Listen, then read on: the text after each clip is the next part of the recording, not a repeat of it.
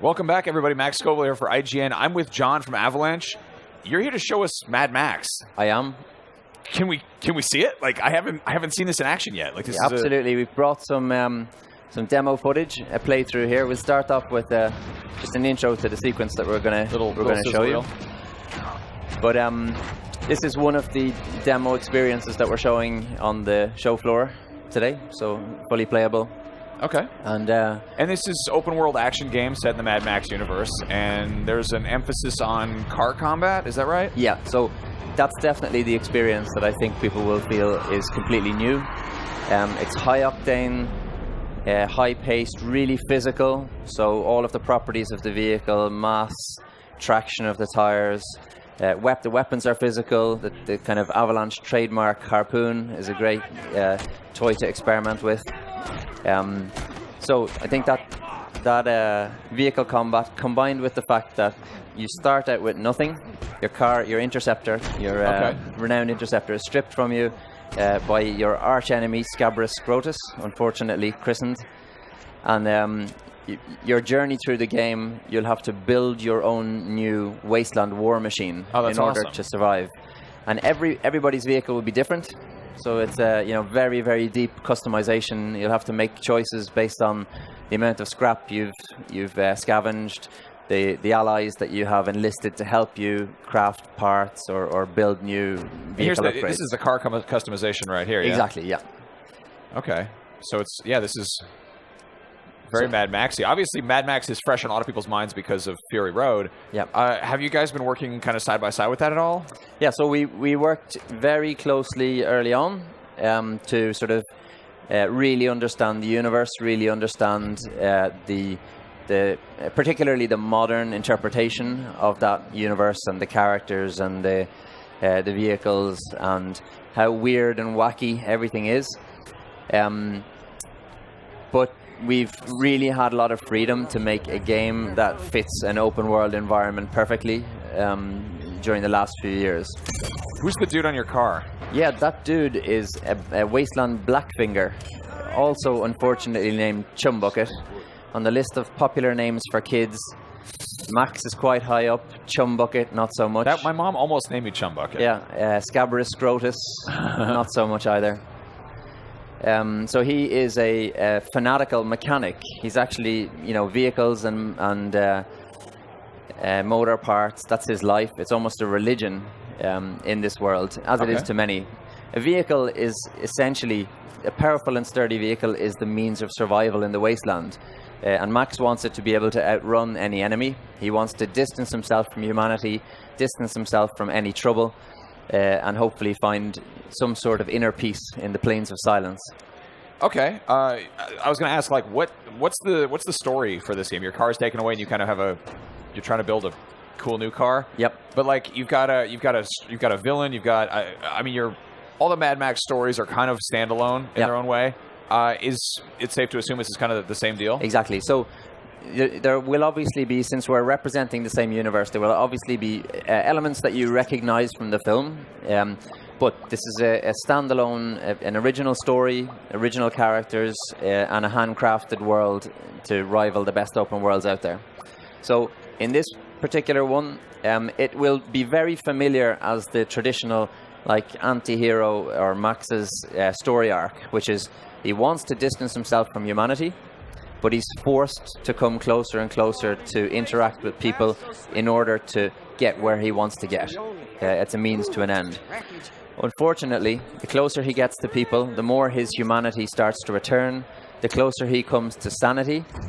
But tragedy always follows him, and that backlashes, and he gets whiplashed back into teetering on the brink of insanity again. So that's his traditional story arc. In this game, you will meet potential allies. Some of them you'll have to forge an uneasy alliance, trade services for services. Some of them will want Max's help because he's a real powerful guy. He's an efficient and effective fighter, hand-to-hand fighter, and also one of the Wasteland's most skilled drivers. Right. You'll also meet many of Scrotus's war boys and henchmen, and he has some particularly gruesome generals. That sounds awesome. Are we going to see familiar locations from the movies? No, this is it is a part of the world that belongs to the universe. So a lot of the elements that you see here are part of the overall Mad Max lore, but it's a completely original setting. Gastown you may recognize, which is the sort of seat of power of Scabrous Scrotus. Okay. How many people have demanded Imperator Furiosa DLC?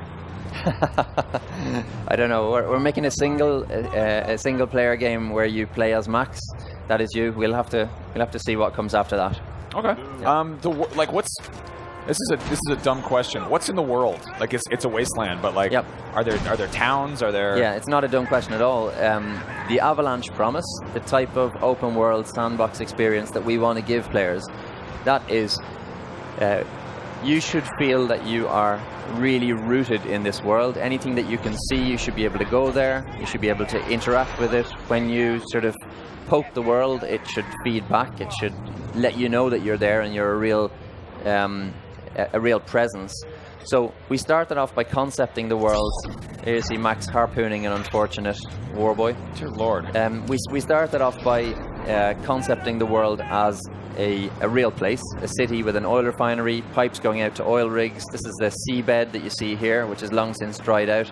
A volcano, an underwater volcano in the distance. And then a harbour wall, an industrial area servicing the oil refinery. There's an airport, financial district, and so on. Huh. And then we just moved the apocalypse in. Okay. And we start you off presenting you with a desolate, what looks like a desolate, completely empty place. But the more you explore and the more you sort of look around, the more you'll be rewarded with clues as to where you really are and what this place was like before the apocalypse. You'll find relics from pre-apocalypse times. You'll find pockets of the world that have largely been preserved throughout that. Now, we just found a convoy route. What's that? Yeah, so all throughout the world, Scrotus has his presence here, and he's really refining oil and pumping it out from below the seabed and setting up camps, a network of camps that are processing and transporting oil back to Gastown, and Gastown services the larger universe. And gas is obviously one of the main resources, since vehicles are so important to survival and power in the wasteland. So this convoy route is one of probably a fuel convoy, which is a leader fuel truck that is guarded by some of Scrotus's warboys. You'll see a number of different types of vehicle enemies here. And Max is going to employ a number of different types of strategies depending on what enemy he's facing. Okay. So you'll see we provide an array of weaponry.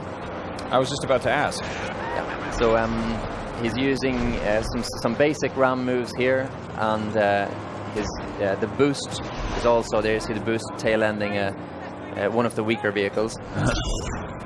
Chumbucket is operating the harpoon. You can pull off wheels like you saw there. Also rip off armor pieces, weakening vehicles. You can change tactics. Once you've removed the armor, you can use the harpoon to pull the driver out. That leaves the vehicle intact, and if we wanted, we could jump in that vehicle and drive it back to a stronghold and use the vehicle for scrap. Oh, wow. Or if we wanted, we could, if it's a Scrotus vehicle, we could drive it towards a camp and use it to infiltrate the camp so that they recognize it as being a Scrotus' vehicle. How much of a range of different types of vehicles are we going to see in the game? Are they kind of just, because of the customization, are they kind of just practically random, or? Well, what we want is for you to constantly focus on your magnum opus, your great work, and that is what you are aiming to make the most powerful vehicle in the wasteland. And it is the one where you will deploy weapons like, well, obviously Max has his iconic shotgun there, but the harpoon, the also unfortunately named Thunderpoon, which is the harpoon shooting thunder sticks, kind of like a rocket launcher. You probably will see the side burners here, which are dual flamethrowers. So there's the Thunderpoon in action. Nice. So those weapons are deployed on your magnum opus, your signature vehicle. But there are over 50 authentic Mad Max vehicles that, again, you can try out. You can drive around, exchange for scrap. You can use them for a kind of a death run time trial. There's lots of different activities in the Wasteland. Hell yeah. But ultimately, we always want you to come back to your magnum opus. Gotcha. So like, yeah, you mentioned Max's, signature shotgun. He also, did he have a sniper rifle earlier? Did I see that? He does, yeah. Yeah. Okay. And like, how many, like, it's kind of weird to imagine like Mad Max with a machine gun, but like, is that an option? Yeah. No, he doesn't have a machine gun. Sniper rifle. There are machine guns in parts of this universe, but not this particular part. So, sniper rifle and the shotgun are the sort of traditional weaponry. Thunder sticks are also used a lot in melee combat. So you can pick up a thunder stick, throw it at enemies that are approaching, or even jab it into the chest of someone, kick them back, and watch it explode in a fleshy carnage. That sounds like a fun thing to do in a video game. Yeah, absolutely. I like to do that kind of stuff. Any melee weapon that you see lying around, you can pick up. Beautiful. They won't last long, but they're handcrafted out of scrap that has been found in the wasteland. Badass. So you've got like a clear emphasis on driving a lot. Are we going to see in this demo? Are we going to see any kind of smaller scale, kind of just Mad Max on foot stuff? Not in this particular demo. This is primarily focused on vehicle combat aspects of the game, which obviously we see as the innovation here. It's been a while since I think gamers have had a really hardcore vehicle combat. Yeah, it kind of disappeared for a minute. Yeah, that was one of the kind of like cardinal genres of gaming back in the 90s, and it just sort of disappeared. Yep. But it is authentic for Mad Max, I think, to be forced out of the vehicle sometimes, and it's a nice lull in the vehicle combat. And he is a pretty powerful fighter, hand to hand, as well, as you saw from the film. All right. So we've taken down the fuel convoy here, and each of these convoy leaders has a hood ornament, which are often used as trophies in the wasteland. And Max can choose to display it to intimidate other. Is it just a cosmetic kind of thing, or? It's just a cosmetic. It does have a buff. So, for example, if you whittle down enemies and they're low on health, the more intimidating you are, the more likely those enemies are to turn around and badass. There you see one of the more powerful dual flamethrower. They're called the Sideburners. There's a downside to very powerful weapons like that. They'll deplete your fuel. Fuel is also one of the currencies in the game. So wow, that's one of those things that people talk about maybe wanting to see it in driving games, but in reality, it's not really fun to have to get gas. Yeah. How does that come into play? Well, if you explore the world, there are lots of things that you can pick up. Fuel canisters are one of them. If you choose to use, you can use them as an incendiary device. Throw them, light them on fire, put them beside a gate to gain entry into certain areas, or stow them in the back of your magnum opus, and then if you happen to run out of fuel, get out, refuel, and so on. So you will definitely have to manage resources like food and water, fuel, and then scrap for upgrading your vehicle, and also upgrading some of Max's abilities and weapons. Suddenly we're in first person? Just gone into first person camera. It's really dramatic feeling, especially when you're going fast. Is that just while driving? And in combat. Really? Yeah, you can go use it in combat, and you can turn the camera and check out people. Oh wow, that's nuts. It's a little bit claustrophobic if you want to know where your enemies are coming from, but if you want that really filmic, cinematic experience, it's definitely a dramatic. Gotcha. View. Now, like the magnum opus, is it? How much of a choice do you have, like from the start, to like kind of build it up? I mean, can it be a truck? Yeah, so you, right at the start, you go to, probably disclosing part of the mission, the early mission flow here, but you go to a place called the Vehicle Graveyard, which is deep in Buzzard territory, one of the factions in the world. You probably remember the Buzzards from the film.